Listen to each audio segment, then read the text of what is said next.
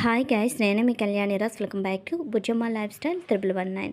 అందరూ బాగున్నారా? నేనైతే చాలా బాగున్నానండి. మీరు ఎలా ఉన్నారో కామెంట్ సెక్షన్లో కామెంట్ చేసేసండి. ఈ వీడియో లాస్ట్ వర్కింగ్ డే రోజు అనమాట. మా హస్బెండ్కి ఆ రోజు అయితే ట్యూస్డే వీడియో ఇది.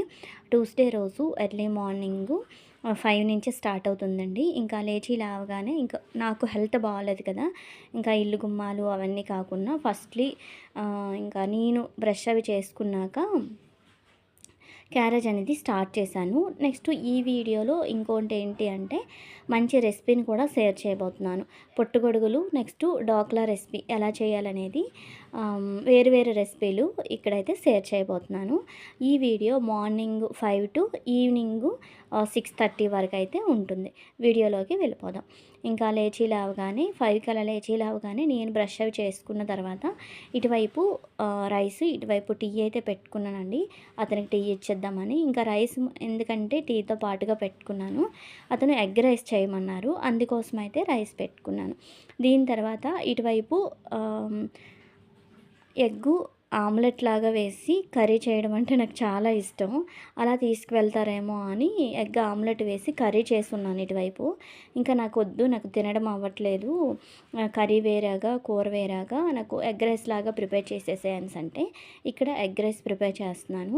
ఎగ్ రైస్ అనేది స్మెల్ రాకుండా నెక్స్ట్ పీసెస్గా రావాలి అనుకుంటే మీరు ముందు ఆయిల్ వేసుకున్న తర్వాత ఎగ్ పగలు కొడతారు కదా, ఆ ఎగ్ అనేది ఒక ఆమ్లెట్ లాగా అయిపోనియండి. అంటే రెండు వైపులు వేయించుకోవాలి.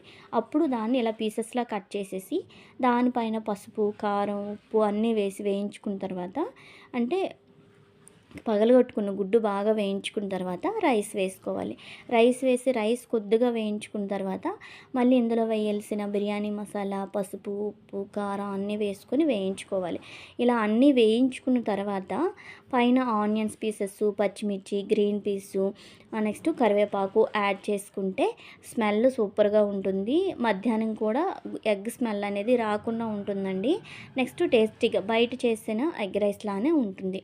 నేనైతే ఇక్కడ అదర్ వెజిటేబుల్స్ ఏమి యూజ్ చేయలేదు, ఓన్లీ ఎగ్తోనే చేస్తున్నాను. అయితే అలా ఎగ్ రైస్ అనేది మా హస్బెండ్ కోసం ప్రిపేర్ చేస్తున్నాను. అయితే అంతటితో మార్నింగ్ అనేవి అయిపోయాయి. ఇది ఈవినింగ్ అనమాట. ఈవినింగ్ బన్నీ బాబుకి ఎగ్స్ అనేవి 2 ఉడకబెడుతున్నానండి. స్కూల్ నుంచి వస్తాడు కదా వాడు, ఇంకా స్కూల్ నుంచి రాగానే తినడానికి తాగడానికి అంటే ఒక్క పాలే అయిపోతున్నాయి వాడికి.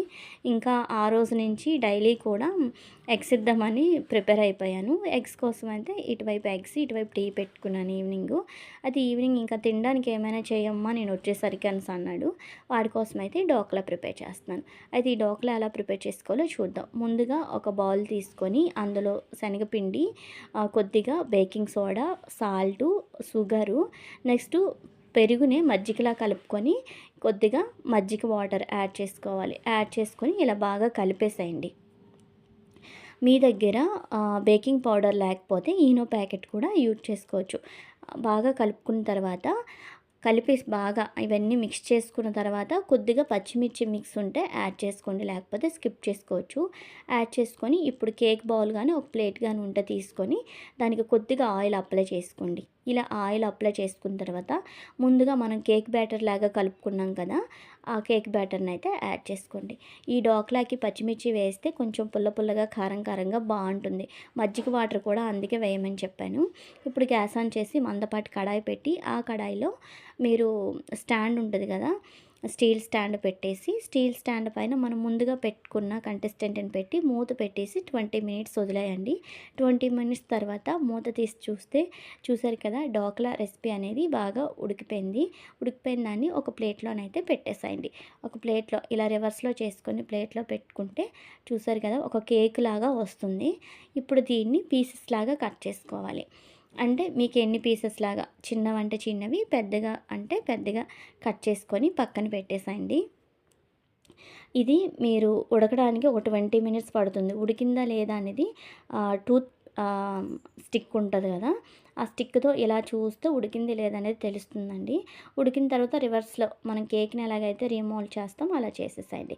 ఇప్పుడు ముక్కలు కట్ చేసి పక్కన పెట్టుకున్న తర్వాత గ్యాస్ ఆన్ చేసి కడాయి పెట్టి ఆయిల్ యాడ్ చేసుకున్నాక ఆవాలు, పచ్చిమిర్చి, కరివేపాకు యాడ్ చేసుకోండి. యాడ్ చేసుకొని బాగా వేయించేసేయండి. బాగా వేయించుకున్న తర్వాత వాటర్ ఒక గ్లాస్ నింపుగా కాకుండా హాఫ్ గ్లాస్ వాటర్ యాడ్ చేసుకోండి. స్పైసెస్ బట్టి అంటే ముక్కలు బట్టి మీరు యాడ్ చేసుకోవాలి. ఇప్పుడు దీంట్లో కొద్దిగా సాల్ట్, కొద్దిగా షుగర్ యాడ్ చేసుకోండి. షుగర్ యాడ్ చేసుకున్న తర్వాత ఒక నిమ్మ చెక్క, ఎక్కువ కాదు కదండి పీసెస్ అనేవి తక్కువ కనుక ఒక నిమ్మ చెక్క అయితే సరిపోతుంది. ఒక నిమ్మ చెక్కని పిండేసేయండి. పిండేసిన తర్వాత ఒక పొంగు వచ్చేంత వరకు కలిపేసేయండి. ఒక పొంగు వచ్చేంత వరకు కలిపేసి స్టవ్ ఆఫ్ చేసి చూసారు కదా, ఒక పొంగు పొంగింది. పొంగిన తర్వాత స్టవ్ ఆఫ్ చేసేసి ఇప్పుడు ముందుగా మనం కట్ చేసి పెట్టుకున్న డోక్లా పీసెస్ పైన ఈ వాటర్ని అయితే యాడ్ చేసుకోండి. యాడ్ చేసుకుంటే మనకి ఎంతో టేస్టీ డోక్లా రెసిపీ అయితే రెడీ అయిపోయింది. ఈ రెసిపీ జ్యూసీగా, పుల్లగా, తియ్యగా చాలా టేస్ట్ ఉంటుందండి. పిల్లలకి ఈవినింగ్ స్నాక్స్లా కూడా చాలా బాగుంటుంది. ఒకసారి ఇంట్లో అయితే ట్రై చేయండి ఈ డోక్లా రెసిపీని. అయితే మీరు ట్రై చేసిన తర్వాత ఎలా వచ్చిందో కూడా కామెంట్ సెక్షన్లో కామెంట్ చేయండి. చాలా జ్యూసీగా ఉండే. అయితే ఈవినింగ్ ఇంకా నాకు హెల్త్ బాగాలేని నుంచి ఉల్లి సమోసా ఉంటాయి కదా, అవి తెమ్మని చెప్తున్నాను. అయితే ఈ రోజుకి తీసుకొచ్చారండి. నాకు జ్వరం తగ్గిపోయి 1 వీక్ అవుతుంది, అప్పుడు తీసుకొచ్చారు. ఇంకా తీసుకొచ్చారు కదా అని అవైతే తింటున్నాను, మీకు కూడా చూపిస్తున్నాను సమోసా. నెక్స్ట్ ఇవన్నీ అయిపోయిన తర్వాత ఇతను పుట్టగొడుగులు మార్నింగే అంటే స్కూల్ నుంచి వచ్చి రాగానే తీసుకొచ్చారు. ఇంకా నైట్కి ఎలాగో ఇంకా పుట్టగొడుగులు కుక్ చేయాలి కదా అనేసి అయితే ఈవినింగే కూర అనేది ప్రిపేర్ చేసేస్తున్నాను. అయితే పుట్టగొడుగుల కర్రీ నేను ఎలా ప్రిపేర్ చేస్తానో చూసేద్దాం. పుట్టగొడుగులు ఇవి ఫ్రెష్ అండి. అంటే మామూలు డీమార్ట్లో అలా అమ్ముతారు కదా, అలా కాకుండా ఇవి మామూలు బయట అమ్ముతున్నారంట రోడ్డు పైన. ఒక 250కి అలా తీసుకున్నారండి. ఈ కొంచెం 250 అనమాట. తీసుకునేవి బాగా మొగ్గల్లా ఉంటాయి. అవి నీట్గా క్లీన్ చేసి పెట్టి వాటర్లో పెట్టున్నారు. అతనే క్లీన్ చేసి పెట్టారు, మా హస్బెండే. ఇంకా ఈవినింగే ఇంకా నైట్ కర్రీ కూడా ప్రిపేర్ చేసేస్తున్నాను. డోక్లా రెసిపీ అయిపోయిన వెంటనే ఈ రెసిపీని అయితే ఈ నైట్ కర్రీ కోసం మష్రూమ్స్ అయితే రెడీ చేసేస్తున్నాను, పుట్టగొడుగులు. ఈ కర్రీని నేను ఎలా ప్రిపేర్ చేస్తానో చూసేద్దాం. గ్యాస్ ఆన్ చేసి కడాయి పెట్టి ఆయిల్ యాడ్ చేసుకున్న తర్వాత కొద్దిగా పోపు దినుసులు యాడ్ చేసుకొని ఆనియన్స్, అల్లం వెల్లుల్లి పేస్టు, పచ్చిమిర్చి, కరివేపాకు అన్నీ వేసి బాగా వేయించుకున్న తర్వాత బాగా క్లీన్ చేసి పెట్టుకున్న మష్రూమ్స్ని యాడ్ చేసుకోవాలి.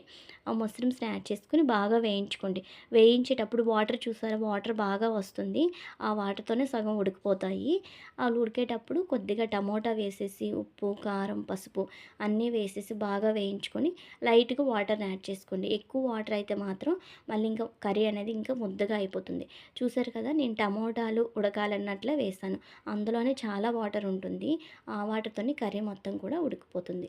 అయితే కర్రీ అయితే ఇక్కడ రెడీ అయిపోయిందండి. కర్రీ కూడా స్టాప్ చేస్తాను గ్యాసు. నేనైతే ఇలానే ప్రిపేర్ చేస్తాను. ఎప్పుడో అండి, ఇయర్లీ వన్స్ కుక్ చేస్తాననమాట. ఎప్పుడు అంతగా కుక్ చేశాను అంటే ఈ దసరా టైంలో అలాగే ఎక్కువ కుక్ చేస్తాననమాట. ఇంకా మేడపైకి వెళ్ళాక తనీస్ కోసం మా హస్బెండ్ అయితే వాలీబాల్ తీసుకున్నారు కొత్తది. తనీస్ వచ్చాడు చెప్పలేదు కదా, అయితే తనీస్ కోసం అయితే వాలీబాల్ తీసుకున్నారు. ఇంకా వాలీబాల్తో ఆడుతున్నాడు అనమాట తనీష్. ఆడుతునేటప్పుడు అలా చిన్న వీడియో క్లిప్ తీస్తానండి. దీని తర్వాత అయితే మరి వీడియోస్ అనేవి ఇంకెక్కడ షూట్ చేయలేదు. ఐ హోప్ ఈ వీడియో మీ అందరికీ నచ్చిందని అనుకుంటున్నాను. ఈ వీడియో కనుక మీకు నచ్చితే లైక్ చేయండి, షేర్ చేయండి. మరిన్ని వీడియోల కోసం మన ఛానల్ని తప్పకుండా సబ్స్క్రైబ్ చేయండి. Bye keep watching. మరో కొత్త వీడియోతో మళ్ళీ కలుద్దాం.